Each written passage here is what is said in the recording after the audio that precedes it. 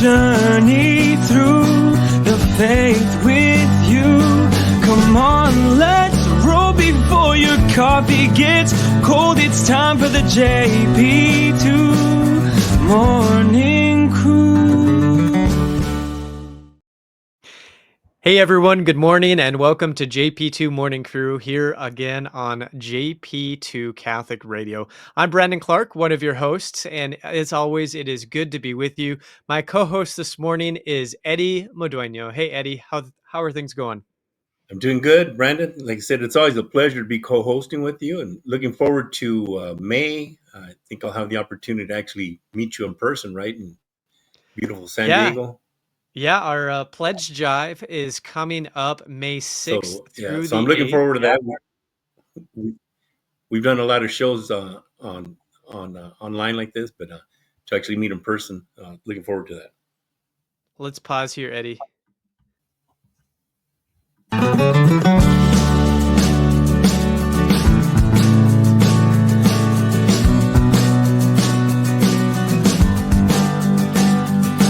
Come on, let's go. I'm here to let you know we're gonna journey through the faith with you.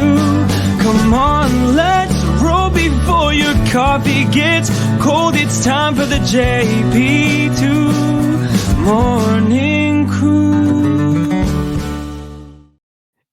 Hey everyone, and welcome to JP2 Morning Crew here on JP2 Catholic Radio. I'm Brandon Clark, one of your hosts, and it is, as always, it is good to be with you for another week of JP2 Morning Crew. And joining me today is my co-host, Eddie Modueno. Hey Eddie, how are things going? Doing great, Brandon. Good to see you. Looking forward to seeing you, the first week of May in San Diego to co-host and be a guest for our on-air pledge drive. So, Yeah, May 6th through the 8th is our pledge drive this year. So to all our listeners, make sure you mark your calendars. And if the Lord move you, call in and offer your donation to keep supporting this great evangelizing work of JP2 Catholic Radio. And if you're not able to donate at that time, please keep us in your prayers because this is an important mission.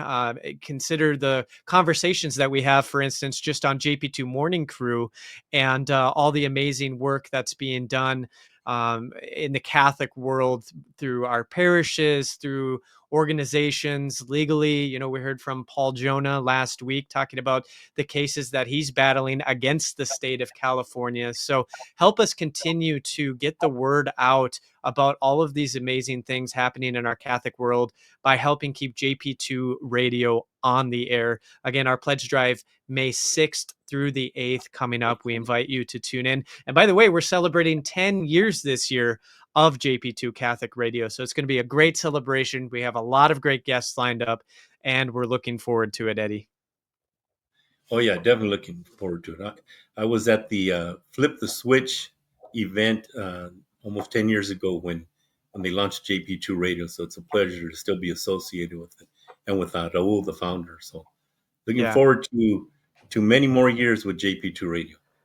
Absolutely. Well, let's introduce our guest this morning. She serves an organization that is really the public policy voice for the Catholic Church in California. We've got Kathleen Domingo, who is the executive director of the California Catholic Conference, joining us. And we welcome her now because we really want to hear more about the important efforts of the California bishops. So, Kathleen, good morning, and thanks for being on with us. Good morning. Thanks so much for having me. You know, we always begin our shows with a prayer. Do you mind leading us? No, not at all. In fact, we have been as a staff and among the bishops, been praying the Jubilee prayer this year. So maybe we can do Beautiful. that together. Very good. In the name of the Father and the Son and the Holy Spirit. Amen. Father in heaven, may the faith you have given us in your Son, Jesus Christ, our brother, and the flame of charity enkindled in our hearts by the Holy Spirit, reawaken in us the blessed hope for the coming of your kingdom. May your grace transform us into tireless cultivators of the seeds of the gospel. May those seeds transform from within both humanity and the whole cosmos in the sure expectation of a new heaven and a new earth, when, with the powers of evil vanquished, your glory will shine eternally. May the grace of the Jubilee reawaken in us, pilgrims of hope, a yearning for the treasures of heaven. May that same grace spread the joy and peace of our Redeemer throughout the earth, To you, our God, eternally blessed, be glory and praise forever. Amen. Amen. Ooh, that's the first time I've heard that. I absolutely love that prayer. I'm gonna have to get a copy of that so I can pray that too. So thank you Yeah, so much for leading us with that one. of course. Well, Kathleen, you're a first time guest on JP2 Morning Crew. So do you mind just introducing yourself a little bit and talk about your role with the California Catholic Conference? Sure. Yeah. So I'm the executive director for the California Catholic Conference, which means I work for all of the bishops of California and I lobby on behalf of the Catholic Church, on behalf of the bishops with the California legislature.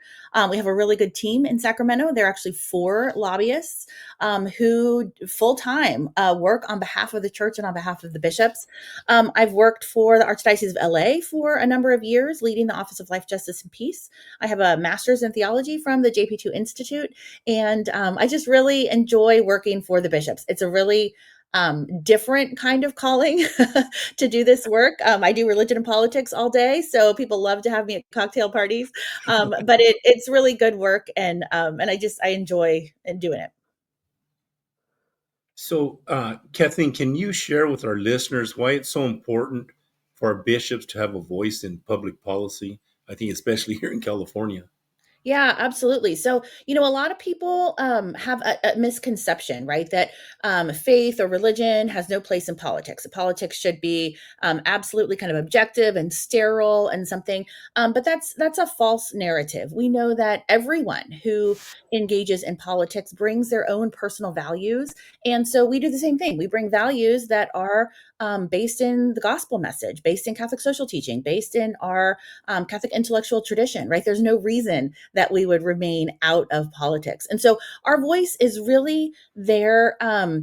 In some ways to be the oppositional voice, right? In California, there are a lot of times that we have to be the opposition, but also a lot of things that we are very supportive of.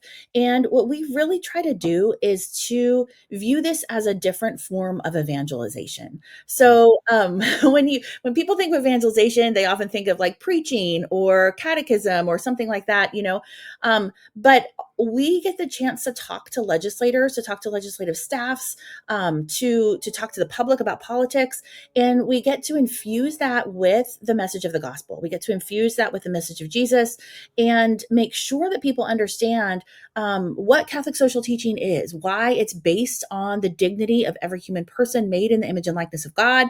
I channel JP2 all the time when we talk about all these things, and to really sort of raise the level of dialogue in the state house. So often what we see is that legislators, for the most part, I mean, I know it might be hard to believe, but I think most of our legislators try to do the right thing. They really do. They listen to their constituents and they say, oh gosh, someone's having trouble with this, or this isn't going well. Let's try to fix it, right? But the problem is that they don't always have a real consistency of understanding what is good for people. They don't have a clear understanding of the common good like we do, because we understand human dignity. We understand Christian anthropology. We understand Catholic social teaching. So they're kind of grasping at straws. They look all over the place to try to solve one thing at a time rather than look holistically to say, what is good for people? So it's a real honor to share a message of human dignity. Every bill that we talk about, whether we're supporting or opposing, we slide in that message of human dignity. Is this serving people? Is it serving families? Is this drawing people into a place where they are flourishing more, where their families are flourishing? And so it is kind of a form of evangelization, a little different. No, I love that. I've never thought of it that way, but I think it really is important, right? Because a lot of the policies that are being made, they affect our lives, and they can affect our lives in negative ways, just as they can affect our lives in positive ways. So it's great to be able to, have that voice for especially Catholics in California to make sure that our legislators are keeping an eye on just the needs of the people, and like you said, that human dignity aspect is so important. I'm curious to know, because I'm sure there's a lot of political challenges that come in California versus maybe some of the more conservative states out there in the union. What happens when you guys get to a point where you're kind of talking past each other, when you're having conversations with legislators, or they're just not really seeing what we're trying to present? Yeah, so it's really interesting. California's a mixed bag, right? Because we do a lot of good for a lot of people, especially those people living on the margins, those people who are living in poverty, those people who need extra special help in California. Our legislature has gone out of its way to really be supportive, and we are happy to support a lot of those bills. So that when we have to go in and talk to a legislator or talk to a committee, let's say at a hearing, and say, we're opposed to this bill, we have the ability to say we're opposed to this particular bill because we're in favor of so many other things that really do truly help human flourishing. And I think one great thing about working for the church and representing the church is that we have 2,000 years of tradition of service. The church is the largest provider of social services in the state, in the country, in the world. And we can call upon that experience. So if we're talking about, let's say, a bill having to do with end of life, we can say, we actually started hospitals. We have been sitting at the bedsides of dying people for 2,000 years. We know what people want and what people need and what will help people in their final moments, right? We can talk about education. We started education. We started universities in the world. I mean, we know what we're talking about, right? And so we have this ability when we're talking about immigration, we can say our Catholic Charities is the number one provider of services, well, has been until just the past couple of weeks, to refugees in this country, right? We know for over 100 years, the Catholic Church was the largest government-supported provider of services to refugees. We know what we're talking about. And so it really adds this layer of credibility where we can, again, slide that language of human dignity in and then support that by showing in action what we do.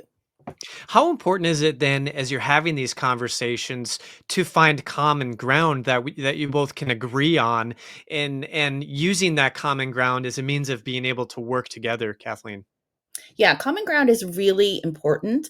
And I will be honest and say that common ground is getting harder to find in some instances. Um, it is important to appeal to people's experience, to appeal to people's understanding, right? Of I'll use the end of life for an example, right? We have the End of Life Option Act in California, which is physician assisted suicide. And whenever we talk to folks about this, we really do try to share that experience and say, what people want at the end of life is really truly to be affirmed, to be heard, to be accompanied. People want to have care that's appropriate to them. They don't want to die in pain, all of these things.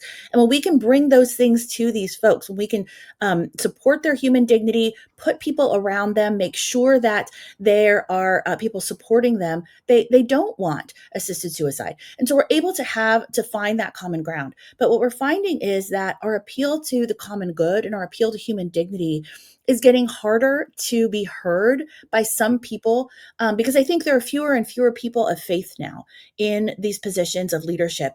And so they don't have that same understanding of we are all brothers and sisters of Christ. We are all created beings who worship the same God. And you kind of have to have that common understanding in order to understand the common good. And so we're finding that is harder. We still can appeal to experience. But it is getting a little bit more creative, I think, to really find those moments of common ground on some of the harder issues. Sure. Very good. So, Kathleen, California is such a large, diverse state. We have so many issues facing all of us. Can you tell us about some of the legislative priorities of the bishops currently? Absolutely. So, for the past couple of years, really since the Dobbs decision at the federal level, the bishops of California have made a pledge to focus on women and children and families. That's really what they want to put their priority, their attention to make sure that families are thriving in California, and really to again that human flourishing, but particular way for women and children and families. And so, a lot of what we're focusing on, let's say around healthcare, is really access for women in California to prenatal care, to OBGYNs, to care when they're having children. That's actually reducing in California. Maternity wards are reducing in significant numbers, but abortion facilities and abortion providers are increasing and access is increasing. So really to strike that balance, right? So that's a really good way for us to say, we want women to have quality healthcare for the things they truly want, which is to have children and to raise a family. Around education, what that looks like is us discussing choice for education, choice for every child.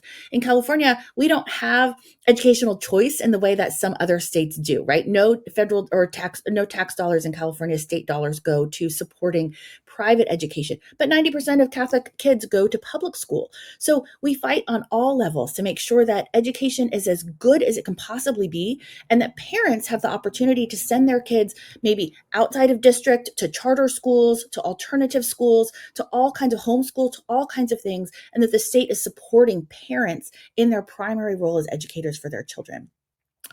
In social safety net questions and questions around immigration, again, we're looking at all of those things through that lens of human dignity, right? Those are all big political issues, but at the very core is, how are we helping the poorest of the poor, those in need? How are we helping them to absolutely flourish as much as we possibly can within that context of our state and what we can do? There's so many discussions and really important discussions that you guys are having. So I'm very grateful that the California Catholic Conference exists. Not all states, I believe, have a Catholic conference, and so I think it really is important to become a united voice. Right, the California Catholic Conference becomes a united voice of the bishops being able to share the message. And again, I'm just grateful that you're doing that work. If you're just tuning in, this is JP2 Morning Crew here on JP2 Catholic Radio. We are visiting with Kathleen Domingo, who is the executive director of the California Catholic Conference. She's new to JP2 Morning Crew, so we've been talking a little bit about her calling to this particular role, and then diving a little bit into how the California Catholic Conference not just becomes the voice of the bishops, but also seeks to serve the people. Now, Kathleen, with these legislative priorities, what role do you have? Because you guys, you mentioned that there's 4 lobbyists involved.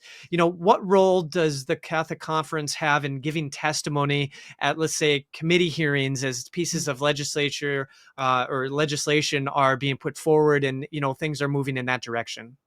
Yeah, so we are very involved. Every year, there are about sometimes close to 2,000 bills introduced in California every year. So a lot, right? So Wow. we only act on a percentage of those. I would say we probably watch about 500 bills, but we only act on maybe 150 or 200. The bishops don't have to say something about everything, right? If you're filling potholes in the road, the bishops don't have to talk about that. We just hope it gets done. But those bills that are really priorities, that really touch on faith and morals, that really touch on human flourishing and women and children and families, those we act on. And so we can act in a variety of ways. We'll send in letters of opposition or support. Very often our letters are quoted in kind of the information that goes out from the Legislative Council to all of the members. We'll share those letters with specific members, especially if they're on key committees, and say, would you consider using some of our talking points if you're with us on this bill, right? We testify when we can. We'll do what's called a Me Too. We go to hearings and we are there in person to talk to folks, to really show that the Catholic bishops are either in support or in opposition to a particular bill and why. And then we do a lot of other activities where we gather people together to through action alerts, through emails, through invitations to visit legislators in Sacramento at the district level. We train people all up and down the state, Catholics, dioceses and parishes, so that they can go and visit and do sort of direct advocacy themselves. So there are many, many ways to do the work that we do, advocacy, and we bring a lot of people in together to do that work with us. Do you guys ever work directly with legislators to craft legislation that coincides with the priorities of the bishops? We do. We absolutely do. And a lot of what we do actually is behind the scenes, because sometimes it's not helpful for the church to lead voice on something, right? It's not helpful in California, where it might be in other states. So very often what we do is we'll meet with legislative offices early on. We go in with a particular idea and say, what do you think about this? Can we get behind this? Or if legislators have legislation that might be could be made better or could be made less bad, and sometimes that's the case too. So we very often, a lot of the work that we do is behind the scenes, and a lot of the work in California that gets done in any legislature is behind the scenes. By the time a bill gets to a hearing, there have been hours and hours of work done, and we're happy to be involved in a lot of that. So, Kathleen, how can our listeners get involved as far as keeping updated on legislation as it moves forward, maybe reaching out to our elected officials so that our voices can be heard? Yeah, so the best thing to do is to go to our website at cacatholic.org, and you can see there our list of priority bills for this year. We have it nicely color coded, the ones we're supporting, the ones we're opposing. You can find out all about it. You can read our letters of support and opposition to learn how we apply Catholic social teaching to these issues. Sign up for our newsletters. We send out action alerts as needed. Sometimes they're quick. There's a hearing that just came up and we need people to call in within 12 hours. Sometimes there's more advance notice. Sometimes there are opportunities if we were really working on a bill and we need to change the minds of specific legislators, where we're asking Catholics to get together and go visit their district offices or send emails or letters or phone calls to a specific office. So there are a lot of things that people can do. It's usually quick and easy, and we give you all the tools, so don't be afraid, but go to cacatholic.org and you can sign up for that. Let me ask, from your experience, um, us, the regular citizens sending in an email voicing our opposition or support of legislation, do you find that maybe a lot of these legislators actually pay attention to it? Absolutely. A meeting with one a person who lives in a district is far more important than a meeting with a paid lobbyist. And staff understand that, legislators understand that. They want to hear directly from people who live in their districts. And so that's why it's so important when we send, especially specific action alerts, and we say, if you live in this district, if you live in this area, call your legislator, because at the end of the day, they're meant to be working for the voters, and they understand that, right? They might have their own opinions on things and their own desires to push specific legislation, but they know that they're working for their voters. And so the more that they hear from their constituents, the folks living in their regions and their districts, it really is far more significant than anything that we can do as lobbyists. Does it ever get challenging to keep people engaged, especially if things don't always go our way legislatively? Do you ever find challenges in, like, as you're reaching out and you're sending these action alerts of, like, no, we really need you to call in, but struggling to get the response that you're looking for? Oh, absolutely. I mean, sometimes it's hard for us to stay motivated too, right? It can be difficult, especially in years where there are a ton of bills, maybe expanding abortion access or trying to, keep information from parents in schools or drive wedges between parents and teachers at schools. And so, what we really want people to recognize are a couple of things. One, your voice is incredibly effective, and it is important to be active. In fact, again, that constituent interaction is far more important than anything we can do. But the second thing is that this is evangelization. It's a form of evangelization. And so you may not be able to, go and spread the word on your block to all your neighbors about Jesus Christ, but you can spread the message of the gospel in this very simple way, through just an email or just a phone call to a legislative office. And you don't even have to talk about Jesus. You can talk about just human dignity or why you're opposed to the bill, but it still is a form of evangelization because you're witnessing to the truth and you're witnessing to something that will encourage the common good and human flourishing. Yeah, that's a great point. Another thing that the California Catholic Conference has going on is the Radiate Love initiative. Tell us a little bit about that, and then, how does that influence what you guys are doing through the California Catholic Conference, especially in working with legislators across the state? Yeah, so Radiate Love is our marriage campaign. A couple of years ago, the bishops talked with Brad Wilcox, a fantastic social I love Brad. scientist. Right. And he has a lot to say about marriage. And it really kind of sparked something in them where they said, well, what can we do to encourage marriage, to just talk about marriage, to make our parishes more marriage friendly, to build marriage culture at our parishes? So we've embarked on the campaign called Radiate Love. You can find it on our website. All of our dioceses are participating. Parishes are having great events all over the place. We're having a Jubilee this summer. We're having a big marriage summit in September. And it's really picking up speed, and a lot of people are talking about it. And so it's not just about sacramental marriage. What we're really hoping is that we're equipping people to have conversations with the younger generation. So many people have lost faith in institutions. They've lost faith in the church, but they've lost faith in marriage. They don't see that it works. They don't see that love is real. They don't see that love is the answer to the deepest calling of their heart, right?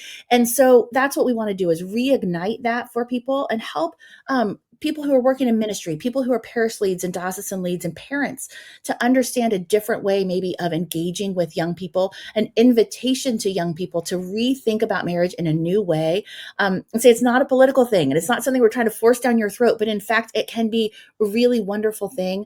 And let's get to the heart of talking about love. And that's why we called it Radiate Love. We're radiating the love of Jesus, but we're also radiating human love. Let's talk about what that means. And it's really resonating with folks. People in parishes and dioceses are really appreciative that the bishops are taking the lead on this. So yeah, go to our website, cacatholic.org, and learn about Radiate Love. You can sign up for just updates about Radiate Love, and we'd love to share more with you. Kathleen, your passion for what you're doing really comes through in this interview. So I'm glad you're involved with it. But can you share what it means to you to be leading an organization like the California Catholic Conference? Yeah, so I have a lot of friends here in Sacramento who are lobbyists, and I realize that as well, I am a lobbyist. My job is so much bigger than that. And it is such a pleasure to work for the bishops of California. It truly is. I've gotten to know all of them, even the new ones. We have how many? 4, 5, 6 new ones just in the last 18 months, I think. These are just wonderful. They're smart, they're prayerful, they're holy men. And the more that I get to know them personally and understand, what their interests are, what they want to do, how we can help them pastorally at the diocesan level and the parishes with the parishes, but also I can better represent them to the legislature when I know what they're thinking about, where they're coming from, what motivates them to do these things. For example, one of our bishops, we asked, why are you so passionate about Radiate Love? It's about marriage. You're a bishop. What does that mean to you? And his response was, well, all the people I love are married. My siblings are married. My friends are married. Everyone I love is married, or my nieces and nephews or great nieces and nephews. I want them to get married. So this is really important to me because, it's important for the world. It's important for all the people that I love. So when I learn things like that from our bishops, it makes me so happy to represent them and to be able to work with them and help kind of spread their message and their priorities in California. I think that's really great. A good friend of ours, who you probably know as well, really well, Archbishop Corleone, he's going to be on our pledge drive with us coming up in May. So we'll look forward to that visit. Kathleen, as we wrap up our discussion today, what final thoughts would you like to leave with listeners, including, there may be people out there that are like, that politics thing, it's just not for me. What message of encouragement would you have in saying, okay, yeah, it's not necessarily like you don't have to be knee deep or chest deep in it, but it is really important to at least stay informed in what's happening.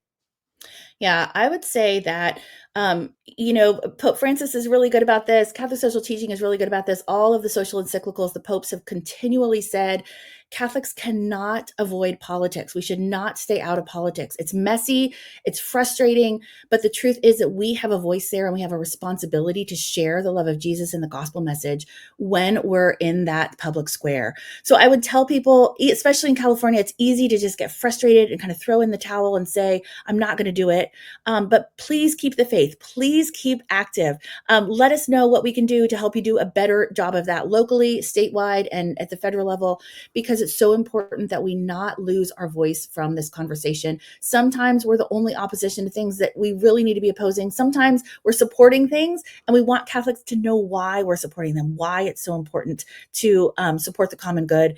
And so I would just really encourage people, get involved, visit our website if you want. If you don't, just pray about it and see what God has asking you to do to get involved in the public square. Well, Kathleen, thank you so much for joining us today. We'd love to have you on again and continue this conversation, diving deeper maybe into some of the legislative priorities of the bishops, like the specific issues in the bills and things like that. You were so well spoken and you were the perfect person for this job. So thank you so much for your time today. Thank you. It was wonderful to be with you. And if you missed any of today's show, you can find the entire show on our website, jp2radio.com. Just look up the Morning Crew podcast under programming. And a reminder also that we bring you JP2 Morning Crew every Tuesday morning at 9 a.m. Pacific with an encore on Friday at 9 a.m. Eddie, here we are at the end of today's show. Any final thoughts that you want to share? It's just, I hope people keep tuning in to the JP2 Morning Crew. I come on every once in a while and co-host, and I'm just amazed at the guests that we have on and how much is going on to further our faith. So it's just always a pleasure to see. And I think it's a great message to say that, Kathleen, that we can't give up. We got to keep going, especially when it comes to politics and staying informed and involved as much as we can. So I appreciate that. And as Eddie mentioned at the beginning of the show, our pledge drive is coming up May 6th through the 8th, a decade of grace. It is our 10-year anniversary. So we're inviting you to donate online at jp2radio.com, or you can call us at 888-388-8821. We're really just hoping to spread hope through the airwaves as we approach this upcoming pledge drive and really offer it as a celebration of 10 years of Catholic radio in the San Diego and Imperial Valley areas. So again, that's May 6th through the 8th. We hope you join us for that. And that brings us to the end of today's show. Up next, it's Life is Worth Living with Archbishop Fulton Sheen. We'll see you again next week. God bless. God bless.